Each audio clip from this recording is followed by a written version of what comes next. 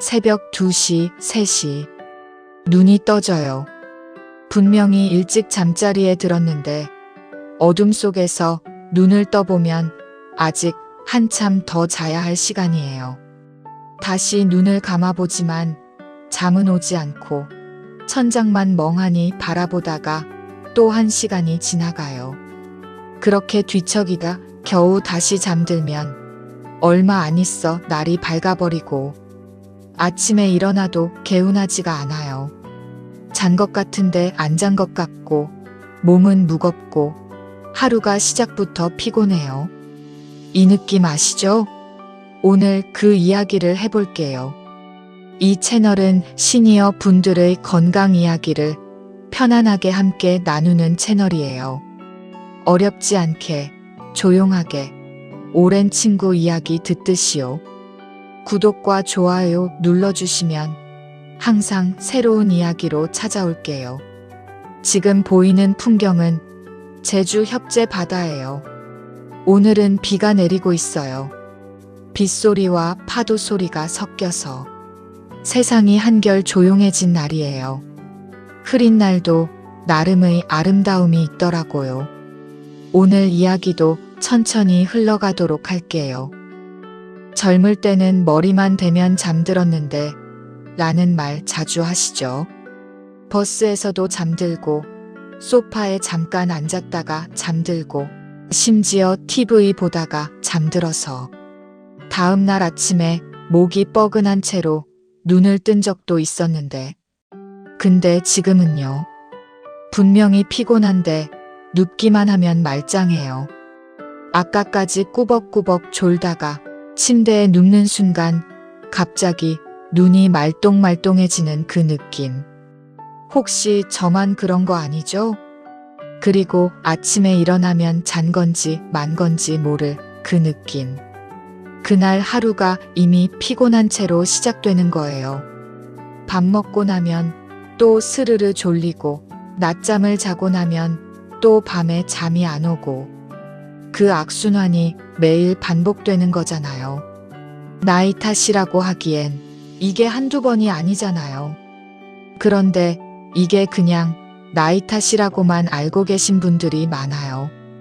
어차피 나이 들면 잠이 없어지는 거라고 할 수 없는 거라고. 그래서 그냥 참고 지내시는 분들이 많아요. 근데 오늘 이야기를 들으시고 나면 아 그래서 그랬구나 하고 고개를 끄덕이게 되실 거예요. 그리고 오늘 밤부터 조금은 달라질 수 있어요. 거창한 게 아니에요. 정말 작은 것 하나만 바꿔도요.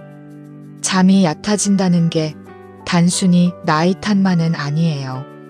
이유가 있고 그 이유를 알면 달라질 수 있어요. 오늘 그 이야기를 천천히 해드릴게요. 잠에도 종류가 있다는 거 아세요? 우리가 자는 동안 뇌는 쉬지 않아요. 깊은 잠과 얕은 잠을 번갈아 가면서 반복해요. 깊은 잠에서는 몸이 진짜로 쉬고 세포가 회복되고 면역력이 채워져요. 얕은 잠에서는 꿈을 꾸기도 하고 뇌가 낮 동안의 기억을 정리하기도 해요. 이 두 가지가 적절히 섞여야 아침에 개운하게 일어날 수 있어요. 그런데 나이가 들면서 이 균형이 달라져요. 깊은 잠의 비율이 줄어들고 얕은 잠의 비율이 늘어나요. 그러니까 자는 시간은 비슷해도 실제로 몸이 제대로 쉬는 시간이 줄어드는 거예요. 8시간을 자도 4~5시간 잔 것처럼 느껴지는 게 그 이유예요. 강으로 생각해보면 이해가 쉬워요. 깊은 잠은 강의 깊은 곳이에요. 고요하고 잔잔해서 물고기들이 편안하게 쉬는 곳. 얕은 잠은 강의 얕은 곳이에요. 조금만 건드려도 물이 출렁이고 작은 소리에도 반응해요. 나이 들면서 우리 잠이 점점 강의 얕은 곳에서 맴도는 시간이 길어지는 거예요. 그러니까 밤에 작은 소리에도 깨고 화장실 한 번 다녀왔다가 다시 잠들기 어려운 게 뇌가 얕은 잠 속에 머물고 있기 때문이에요. 고장이 난 게 아니에요. 나이 들면서 생기는 자연스러운 변화예요. 그럼 왜 나이 들면서 깊은 잠이 줄어드는 걸까요? 가장 큰 이유 중 하나는 멜라토닌이라는 호르몬이에요. 멜라토닌은 우리 몸에서 자연스럽게 만들어지는 수면 호르몬인데 밤이 되고 어두워지면 분비되기 시작해서 잠이 오게 만들어줘요. 그런데 나이가 들면서 이 멜라토닌이 만들어지는 양이 줄어들어요. 그러니까 밤이 돼도 예전처럼 졸리지 않고 잠들기까지 오래 걸리고 잠을 자도 깊이 자기가 어려워지는 거예요. 예전엔 저녁 먹고 나면 자연스럽게 눈이 감겼는데 요즘은 10시가 넘어도 멀쩡한 느낌이 드는 분들 계시지 않나요? 그게 바로 이 때문이에요.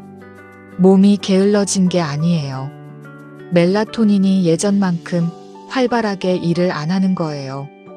그리고 또 하나는 체온 변화예요. 깊은 잠에 들기 위해서는 체온이 살짝 낮아져야 해요. 몸이 이제 쉴 시간이야 하고 신호를 보내는 거예요. 젊을 때는 이 체온 조절이 자연스럽게 잘 됐는데 나이 들면서 이 기능도 조금씩 느려져요. 그러니까 잠자리에 들어도 몸이 쉬는 모드로 전환되는데 시간이 더 걸리는 거예요. 이불 속에 들어갔는데 몸이 왠지 뜨겁고 답답한 느낌, 괜히 이불을 걷었다 덮었다 반복하게 되는 느낌. 그게 바로 체온 조절이 잘 안 되고 있다는 신호예요. 거기에 낮 동안의 걱정이나 스트레스도 영향을 줘요. 자식 걱정, 건강 걱정, 이런저런 마음의 짐들. 낮에는 바쁘게 지내서 잠깐 잊어버렸다가 밤에 조용해지면 그 생각들이 다시 올라오잖아요. TV도 끄고 불도 끄고 주변이 조용해지는 순간. 오히려 머릿속이 더 시끄러워지는 그 느낌. 아시죠? 뇌가 걱정 모드에 있으면 깊은 잠으로 들어가기가 어려워요. 몸은 피곤한데 머리는 말똥말똥한 게 바로 그 이유예요. 그리고 낮잠도 빠질 수 없어요. 밤에 잠을 못 자니까 낮에 졸리고 낮잠을 자고 나면 또 밤에 잠이 안 오고 그 악순환이 반복되는 거예요. 낮잠 자체가 나쁜 건 아닌데 너무 길게 자거나 너무 늦은 시간에 자면 밤 수면에 영향을 줘요. 소파에 앉아서 TV 보다가 스르르 잠드는 거, 저도 모르게 한두 시간이 지나 있는 거. 그게 그날 밤 잠을 더 어렵게 만드는 원인이 될 수 있어요. 잠이 얕아지는 게 그냥 불편한 것으로 끝나는 게 아니에요. 수면이 부족하면 몸 전체에 영향이 가요. 가장 먼저 느껴지는 건 피로예요. 아침에 일어나도 개운하지 않고 오전부터 몸이 무겁고 뭔가에 집중하기가 어렵고 그 상태가 하루 종일 이어져요. 밥을 먹어도 힘이 안 나는 느낌, 앉아 있어도 누워 있고 싶은 느낌, 뭘 해도 귀찮고 하루가 그냥 흘러가 버리는 느낌. 그게 다 잠이 부족해서 생기는 거예요. 의지가 없는 게 아니에요. 몸이 충전이 안 된 채로 하루를 시작하는 거예요. 그리고 기억력에도 영향을 줘요. 우리가 자는 동안 뇌는 낮 동안의 정보를 정리하고 저장해요. 그 작업이 제대로 안 되면 다음날 기억력이 떨어지는 느낌이 나요. 자꾸 깜빡이는 것 같고 머리가 안 돌아가는 것 같고 그게 기억력 자체의 문제가 아니라 수면 부족 때문인 경우가 많아요. 아, 내가 요즘 왜 이렇게 깜빡이지? 하고 걱정하셨던 분들. 혹시 요즘 잠을 잘 못 자고 계신 건 아닌지 한번 돌아보세요. 면역력도 떨어져요. 잠을 자는 동안 몸은 면역세포를 만들고 손상된 부분을 회복시키는 작업을 해요. 그 시간이 부족하면 면역력이 떨어져서 감기나 각종 염증에 더 쉽게 걸리게 돼요. 요즘 들어 감기가 자꾸 걸리고 한번 걸리면 잘 낫지도 않는다는 분들. 보약을 먹어야 하나, 영양제를 바꿔야 하나 고민하시기 전에 잠부터 돌아보시면 어떨까요?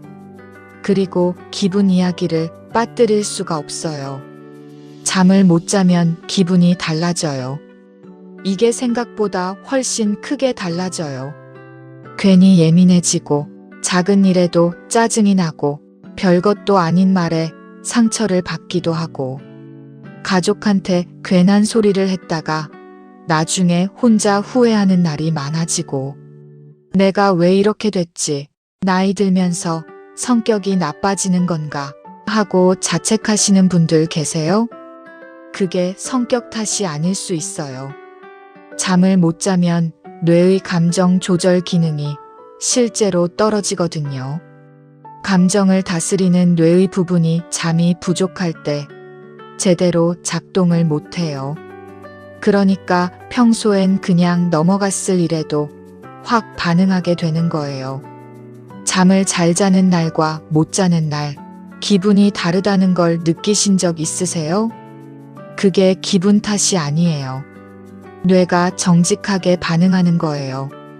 그러니까 잠 문제는 그냥 밤에 좀 불편한 것으로 넘길 게 아니에요. 피로, 기억력, 면역력, 기분. 이 모든 게 다 잠과 연결되어 있어요. 그럼 어떻게 하면 좀 더 잘 잘 수 있을까요? 약을 먹어야 하는 건 아닐까 하고 생각하실 수도 있어요. 물론 수면제의 도움을 받아야 하는 경우도 있어요. 그런데 그 전에 생활 속에서 먼저 바꿔볼 수 있는 것들이 꽤 있어요. 거창한 게 아니에요. 오늘부터 당장 해볼 수 있는 것들이에요. 첫 번째는 잠자리에 드는 시간을 일정하게 유지하는 거예요. 우리 몸에는 생체 시계가 있어요. 매일 비슷한 시간에 자고 비슷한 시간에 일어나면 몸이 그 리듬을 기억해요. 그 리듬이 자리를 잡으면 잠자리에 드는 시간이 되면 자연스럽게 졸음이 오기 시작해요. 반대로 어떤 날은 10시에 자고 어떤 날은 새벽 1시에 자면 몸이 헷갈려서 잠들기가 더 어려워져요. 주말에 늦잠을 자고 싶은 마음 충분히 이해해요. 근데 그게 월요일 밤 잠을 더 어렵게 만들거든요. 완벽하게 맞출 필요는 없어요. 1시간 정도 범위 안에서 일정하게 유지하는 것만으로도 몸이 리듬을 잡기 시작해요. 두 번째는 잠자리에 들기 전 1시간을 조용하게 보내는 거예요. 자기 전에 스마트폰을 오래 보거나 자극적인 TV를 보거나 걱정거리를 계속 생각하면 뇌가 흥분 상태를 유지해요. 흥분 상태의 뇌는 깊은 잠으로 들어가기가 어려워요. 특히 스마트폰은 정말 조심해야 해요. 자려고 누웠는데 잠깐만 보려다가 1시간이 지나 있는 경우 많으시죠? 그 화면에서 나오는 빛이 뇌한테 아직 낮이야, 깨어 있어야 해 라는 신호를 보내거든요. 잠자리에 들기 전 1시간은 조명을 조금 낮추고 조용한 음악을 듣거나 가볍게 스트레칭을 하거나 따뜻한 물로 발을 담그는 거예요. 그 시간이 뇌에게 이제 쉴 시간이야 라는 신호를 보내줘요. 세 번째는 낮에 햇볕을 쬐는 거예요. 아까 멜라토닌 이야기를 했죠. 멜라토닌은 밤에 어두워지면 분비되는데 이 멜라토닌이 제대로 만들어지려면 낮에 충분한 햇볕이 필요해요. 낮에 햇볕을 많이 쬐면 밤에 멜라토닌이 더 잘 분비돼요. 그러면 잠들기가 좀 더 쉬워지고 수면의 질도 높아져요. 집안에만 계시는 날이 많으신 분들, 커튼 쳐놓고 하루를 보내시는 분들, 그게 밤 수면에 영향을 주고 있을 수 있어요. 매일 오전에 잠깐 2030분 정도 햇볕 아래를 걷는 것만으로도 충분해요. 날씨가 흐린 날도 실내보다는 밖이 훨씬 밝으니까 잠깐 나가서 바람 쐬는 것만으로도 도움이 돼요. 동네 한 바퀴. 그게 밤 수면을 바꿔요. 네 번째는 낮잠을 짧게 자는 거예요. 낮잠을 아예 안 자라는 게 아니에요. 낮잠 자체는 피로 회복에 도움이 돼요. 다만 너무 길게 자면 밤 수면에 영향을 줘요. 낮잠은 2030분 정도가 적당해요. 알람을 맞춰놓고 자는 거예요. 처음엔 30분 만에 일어나기가 아쉬울 수 있어요. 근데 그게 그날 밤을 위한 투자예요. 그리고 오후 3시 이후에는 자지 않는 게 좋아요. 너무 늦게 자면 밤에 잠들기가 더 어려워지거든요. 소파에서 TV 보다가 깜빡 드는 거. 그게 오후 4시, 5시라면 그날 밤 잠을 방해하는 원인이 될 수 있어요. 5번째는 자기 전에 따뜻한 물 한 잔이에요. 체온이 살짝 올라갔다가 내려가는 과정이 수면을 도와줘요. 따뜻한 물 한 잔이 그 역할을 해요. 너무 뜨거운 물보다는 따뜻한 정도, 그리고 카페인이 없는 것으로요. 따뜻한 보리차나 둥글레차 한 잔이면 충분해요. 그리고 이왕이면 잠자리에 들기 30분 전에 천천히 마시는 거예요. 벌컥벌컥 마시는 게 아니라 한 모금씩 천천히. 그 시간 자체가 하루를 마무리하는 작은 의식이 되는 거예요. 오늘 하루도 수고했어 하고 스스로에게 말을 건네면서요. 그런데 아무리 습관을 바꿔도 자는 환경이 편안하지 않으면 잠들기가 어려워요. 침실이 너무 밝으면 멜라토닌 분비가 방해를 받아요. 자는 동안에는 최대한 어둡게 하는 게 좋아요. 혹시 잘 때 TV를 켜놓고 자는 분 계세요? 소리가 없으면 오히려 더 잠이 안 온다고 하시는 분들도 계시죠. 그 마음 이해해요. 근데 그 빛이 자는 동안 계속 뇌를 자극하고 있어요. 처음엔 어색해도 어둡게 하는 습관을 들이면 한 달 후엔 분명히 달라진 걸 느끼실 거예요. 가로등 불빛이 들어온다면 암막 커튼을 쳐보는 것도 방법이에요. 생각보다 훨씬 효과가 좋아요. 스마트폰 화면도 마찬가지예요. 자다가 깼을 때 습관적으로 스마트폰을 보게 되죠. 지금 몇 시지 하고 확인하려다가 그 빛이 뇌를 깨워버려요.